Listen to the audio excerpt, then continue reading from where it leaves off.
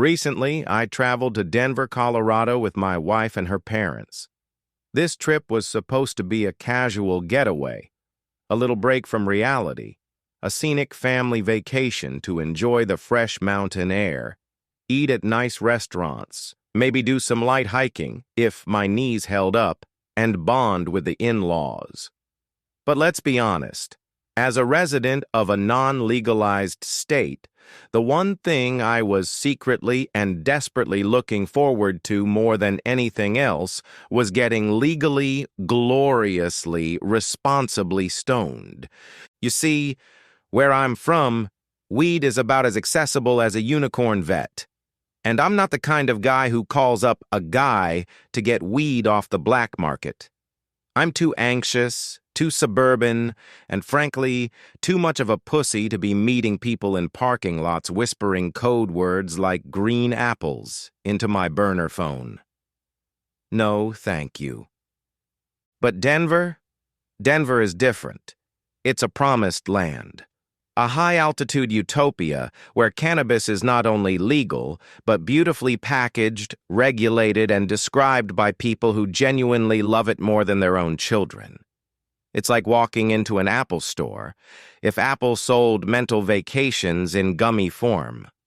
So naturally, after we landed and ditched my in-laws, who, bless their hearts, were already talking about botanical gardens and antique bookstores, I grabbed my wife's hand like a man on a mission and said, "We are finding a dispensary! Immediately!"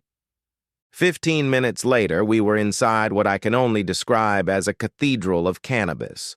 There were glass jars filled with vibrant green buds that looked like nature's little snow-dusted Christmas trees. The employees, who I swear all looked like laid-back wizards, greeted me like I had arrived at Hogwarts. "Are you looking for a mellow body high?" one asked, gently placing a jar labeled Afternoon Hug in front of me. "Or maybe something that gives you a bit more pep and energy," another suggested, wafting a citrusy aroma toward my face. "Or are you just hoping for something light to take the stress off?" "Yes," I said, eyes wide, heart fluttering, yes to all of that. And I meant it. I wanted the full buffet experience. I wanted to sample every category, every scent profile, every vibe. So I ordered an eighth of about 7 different strains. That's nearly an ounce. Did I know what that meant? Number. But it sounded like a lot, and I was here to live my dream. Let me just say, at this point, I began to suspect that my math and science teachers had failed me. All those years of learning about acceleration and Newton's third law, and nobody thought to include, hey, by the way, an ounce of weed is enough to tranquilize a horse. I knew Avogadro's number, but had no grasp on how many grams were in an ounce or how much a human being could reasonably consume over the course of one long weekend. Spoiler, not that much. Before leaving the store, my wife, who, unlike me, is a graduate of private school and understands units of measurement, warned me.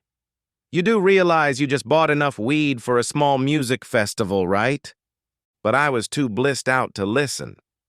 "It's vacation, babe. Let's be relaxed."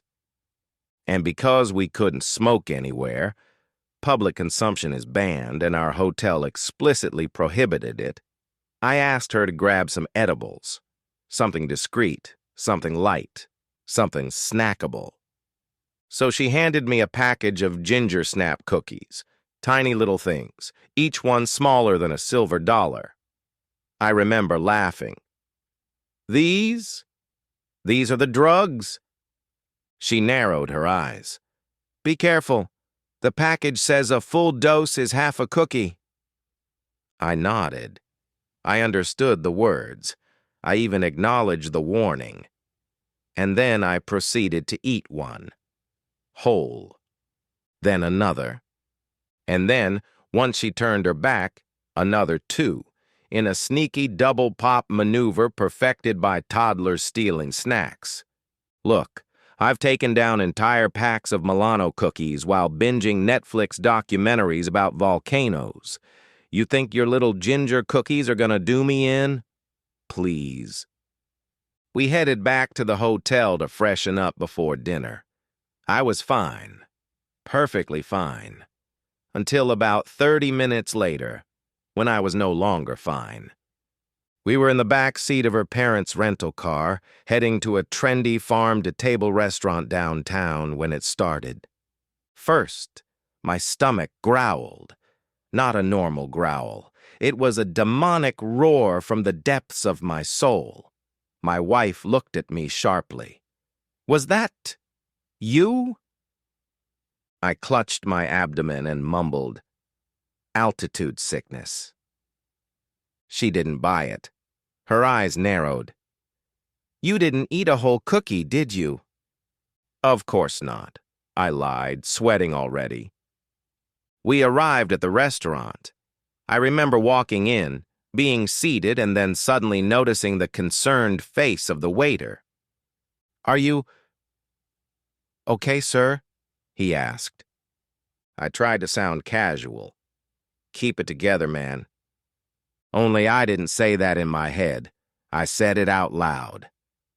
My wife groaned. The waiter gently nodded, wrote something on his notepad, probably "Do not serve alcohol to table 6, and walked away. My wife leaned in. "You are sweating from your entire face."